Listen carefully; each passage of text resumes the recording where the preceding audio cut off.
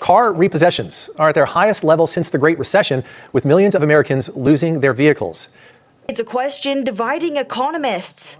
Some people think that we're headed for a recession. Other people think that will remain positive, but growing only slowly. More people are falling behind on their car payments, and when that happens, lenders can step in and repossess those vehicles. Experts point to higher borrowing costs, rising car prices, and unsteady employment.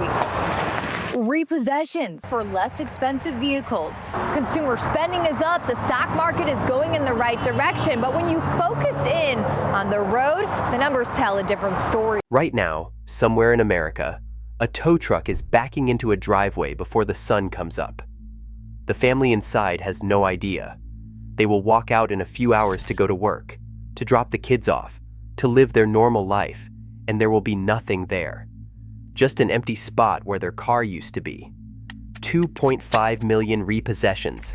That is not a typo. That is not some doom headline trying to scare you into clicking. That is happening right now on streets across America, and it is getting worse every single month.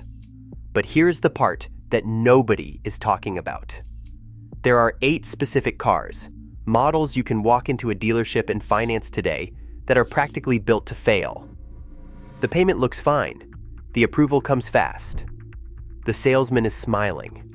And then quietly, without warning, the trap snaps shut.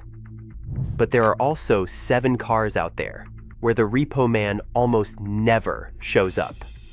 Same economy, same financial pressure, completely different outcome. So before you sign anything, before you even step foot on a lot, you need to ask yourself one question. Is the car you're about to buy building your future, or is it financing someone else's? Here is what nobody wants to say out loud. The economy is supposed to be fine. The stock market is moving in the right direction. Consumer spending is up. Unemployment numbers look reasonable on paper. Every indicator the experts point to suggests things are holding together. So why are 2.5 million cars being ripped out of American driveways? That number is not a typo. 2.5 million repossessions. We hit 1.73 million in 2024 alone, the highest since 2009, when the financial crisis was swallowing everything in sight. And instead of that number cooling off, it accelerated. The trajectory heading into 2026 is not improving. It is getting uglier by the month. Subprime delinquencies just hit 6.6%. That is the highest number ever recorded since they started tracking this data back in 1994. Think about that for a second. We have never seen this many people falling behind on car payments in the entire history of keeping score. Not during the dot-com crash. Not after September 11th. Not even in the depths of 2008. So what is actually driving this? 3 things working together at the worst possible time. Borrowing costs that exploded over the last few years and have not meaningfully come back down. Car prices that have climbed to an average of nearly $50,000 for a new vehicle. An employment that looks stable in the headlines, but feels anything but stable to the people living it. Hours getting cut. Contracts ending. Gig income drying up without warning. Dealers kept selling. Lenders kept approving. And buyers kept signing paperwork on loans stretching 84 to 96 months. 8 years of payments on a vehicle losing value every single day it sits in the driveway. The math was never going to work for a lot of these people, but nobody at the dealership sat them down and explained that. The focus was always on one number, the monthly payment. Can you afford $400 a month? Great. Sign here. What they did not mention was everything attached to it. That silence is exactly how 2.5 million cars end up on a flatbed. Let's start with the #1 most repossessed vehicle in America. And honestly, if you have been paying any attention at all, this one should not surprise you. Ford F-150, the best-selling vehicle in this country for over 40 consecutive years. That sounds like a badge of honor, until you understand what it actually means in the context of 2.5 million repossessions. It means more people are financing this truck than almost anything else on the road. And when you combine that kind of volume with price tags that have gone completely off the rails, you get a crisis hiding inside a sales record. We are talking about a truck that routinely sells for $60,000 to $70,000. Higher trims push past $80,000. And the people signing those loans are stretching themselves so thin just to get the keys that there is almost no room left for anything to go wrong. Monthly payments of $1,000 or more. Loan terms from 84 to 96 months. You are paying off a vehicle for 8 years while it loses value every single day it sits in your driveway. But the payment is just the beginning. Insurance on a brand new truck right now is brutal. Fuel costs, because these things are not exactly sipping gas. Maintenance and repairs on a vehicle this size add up fast. One unexpected bill, one slow month, one medical emergency, and suddenly you are behind. Then 2 months behind. Then the tow truck is outside before the sun comes up. Here is what makes this worse. Banks keep approving these loans because the F-150 holds strong resale value. If you default, they repo it, flip it at auction, and barely lose $1. They win either way. You are the one left without a vehicle and a credit score that will follow you for years. Sitting right next to it on repo lots across the country is the Chevy Silverado. Different badge, identical story. And completing this trio is the Ram pickup, carrying every single one of the same problems straight onto the same lots. Before we go further, if you want the complete breakdown of every vehicle that will drain your finances in 2026, I put together a free ebook called Avoid These 17 Cars in 2026. It includes depreciation data, reliability scores, and the exact models mechanics see constantly. The link is in the description. Download it before you walk into any dealership. Now, back to the list. Now we need to talk about sedans, because it is not just trucks filling these repo lots. There is one car that has become so synonymous with repossession that the people who work these lots joke about it openly. They say their inventory looks like a certified pre-owned Nissan dealership. That is not an exaggeration. That is just Tuesday. The Nissan Altima is the third most repossessed vehicle in America right now. And the reason it keeps showing up has nothing to do with the car being unusually expensive or the buyer being unusually irresponsible. It has everything to do with a system that was built around them from the start. Nissan runs something called the Second Chance program. Sounds generous. Sounds like a company trying to help people who had a rough stretch get back on their feet. What it actually is a pipeline that connects buyers with bad credit, bankruptcies, and foreclosures directly to subprime lenders who will approve almost anyone, regardless of what their financial situation actually looks like. Consumer Reports investigated this and found one example that tells you everything you need to know. A woman earning $1,200 a month got approved for an Altima with a $445 monthly payment at 21% interest. That payment was consuming nearly half her income before she paid a single dollar in rent or bought a single bag of groceries. She knew the number was too high. She needed a car and convinced herself it would work out. It did not. She ended up filing for bankruptcy just to avoid the repossession. And lenders like Santander and Credit Acceptance are not losing sleep over that outcome. They make billions writing exactly these kinds of loans because the business model does not require you to succeed. They repo the car, sell it at auction, and then come after you for the difference between what they recovered and what you still owed, sometimes for decades. The failure is not a bug in this system, it is the feature. Then there is the car itself working against the buyer. Nissan's CVT transmission is notorious for failing right around 80,000 miles.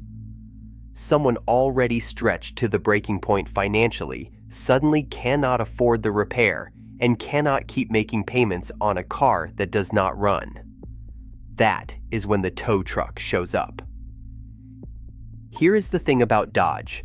No single manufacturer shows up on repo lists more consistently, across more models, at more price points.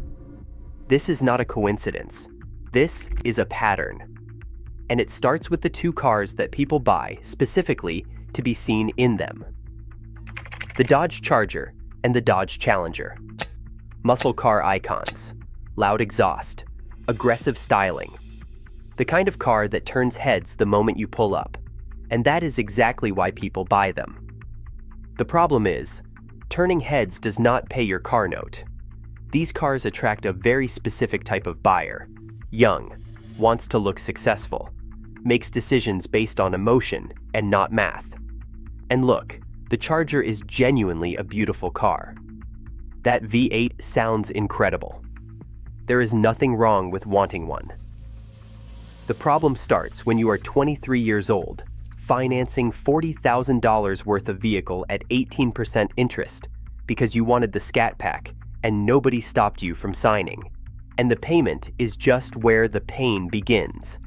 Insurance on these cars is absolutely brutal. You are young and you are driving a high-performance vehicle. Insurance companies see that combination and charge accordingly. $300 to $500 a month just for coverage. Then fuel, because a V8 Hemi is not known for efficiency. Another $300 to $400 a month at the pump. Add everything together and that Charger is costing $1,500 to $2,000 a month when all the real numbers are on the table. For most people buying these cars, that is not sustainable for long. Buy the car, post it online, get the likes, live like you made it. Then 3 months later, you are catching the bus because the bank came and took your flex away. The car looks great in photos. It just does not look as good on a flatbed heading toward the auction lot. The Dodge Journey is a completely different kind of trap. A budget SUV with a reasonable sticker price, easy approval, and a manageable payment. Everything feels fine, right up until it is not. Terrible reliability, an outdated design, and maintenance costs quietly stack up on a buyer already stretched thin.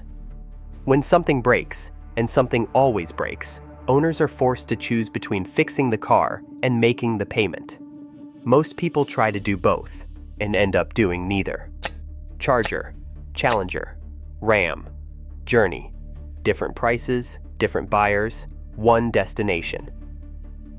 Now let's talk about something more insidious than trucks and muscle cars.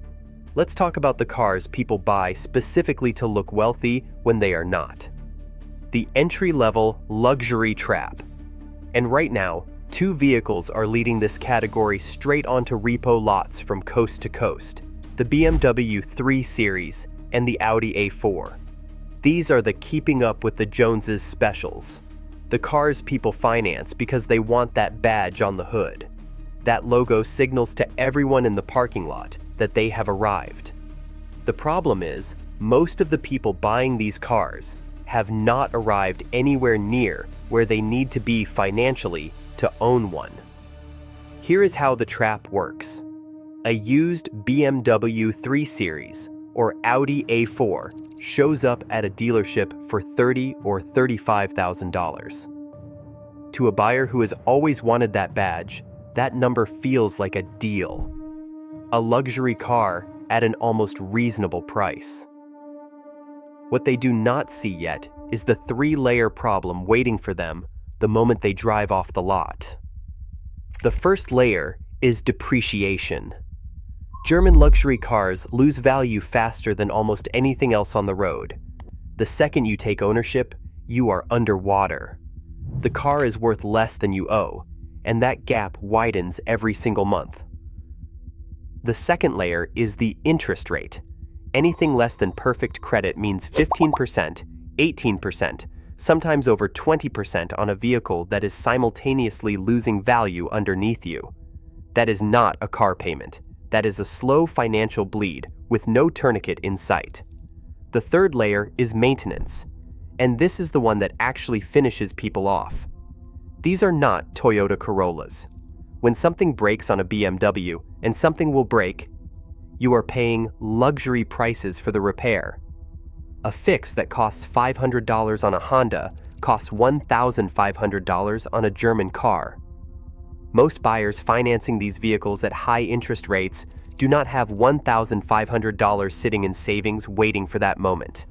Nobody at the dealership mentioned that part. The first payment default rate on these entry luxury vehicles is genuinely alarming. People sign, drive the car for a month, feel the full weight of what they actually agreed to, and simply stop paying. The badge is not worth it. It never was. But the dealership knew that before you walked in, and they handed you the pen anyway. So we have been through the repo kings, the trucks, the muscle cars, the subprime sedans, the badge chasers. 8 vehicles that banks hate financing and tow truck drivers know by name. But here is where the story changes completely. There are 7 cars where the repo man almost never shows up. The economy is hitting everyone. Interest rates are the same. Financial pressure is squeezing households from every direction. But something about these vehicles keeps buyers out of trouble, consistently, across income levels and market conditions. The deeper truth, connecting all 7, is not really about the cars themselves. It is about who buys them and why. The Toyota Prius sits at the top of this list for a reason. People buying a Prius are not buying it to impress anyone. They are buying it because the math works. Exceptional fuel economy means real money left over every single month for the actual payment. Outstanding resale value means they are never underwater. They always have equity. They always have options if something goes wrong. That combination is financial armor. The Lexus ES and IS prove something important. You can have a genuine luxury experience without destroying your finances to get it. Toyota reliability. Underneath a premium badge means the brutal maintenance bills that sink BMW and Audi buyers simply do not show up. These buyers understand the difference between actual quality and the appearance of quality. That distinction saves them thousands. The Toyota Tacoma is the truck that proves trucks do not have to be financial traps. Buyers who choose a Tacoma over an F-150 are making a calculated decision. Strong resale value, reasonable running costs, and an actual use case beyond impressing the neighborhood. This is a tool, not a costume. The Subaru Outback and Mazda CX-5 attract a very specific kind of buyer. Someone who researched before they walked in. These are the buyers who calculated total cost of ownership before they asked about monthly payments. These are not impulse purchases, and that mindset shows up directly in the repossession data. The Toyota RAV4 Hybrid and Corolla Hybrid close the list for the same core reason. These buyers think in years rather than months. They get fuel savings that compound over time, and reliability that does not surprise you with a 4-figure repair bill 6 months in. These vehicles do not show up in flexing videos. They get bought, paid off, and kept for years by people who understood from the start that a car is transportation, not a personality. That mindset is the single biggest factor keeping them off flatbeds. So what is the actual lesson hiding inside all of this? We have covered a lot of ground, from trucks that cost more than some people make in a year, to sedans designed to trap subprime buyers from the moment they sit down.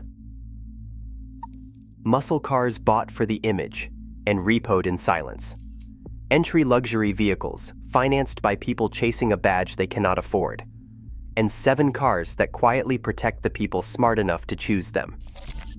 The lesson is not complicated, but it requires you to be honest with yourself before you walk into any dealership. Start with total cost of ownership, not the monthly payment. The monthly payment is the number dealerships want you focused on because it is the smallest, most manageable looking piece of a much larger picture. What does insurance cost on this specific vehicle? What does fuel cost monthly based on real consumption numbers? What does the maintenance history of this model actually look like? What does depreciation do to its value over 3 years? Run every single one of those numbers before you sit down across from a salesperson. Because the dealership already ran them. They just ran them in their favor, not yours.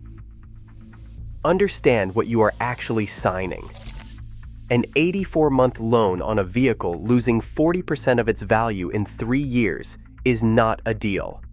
It is a sentence. You will be making payments on an asset worth half what you paid, while still owing close to the original amount. That is not transportation. That is a financial anchor tied around your future. Know the repo data before you choose. High repossession rates are not random. They are signals telling you something real about the ownership experience that no commercial, no test drive, and no smiling salesperson will ever voluntarily share. And finally, separate the car from your identity completely. The vehicles that almost never get repossessed were bought by people who saw them as transportation. The vehicles filling repo lots were bought by people who saw them as a statement. That single psychological difference shows up in the data more clearly than any other factor. The repo man does not care about your circumstances. He does not care that your hours got cut or that an unexpected bill wiped out your savings. He is just doing his job, and his job is taking your car when the payments stop. The crisis is real. It is accelerating, but it is entirely avoidable if you walk into the dealership carrying data instead of emotion.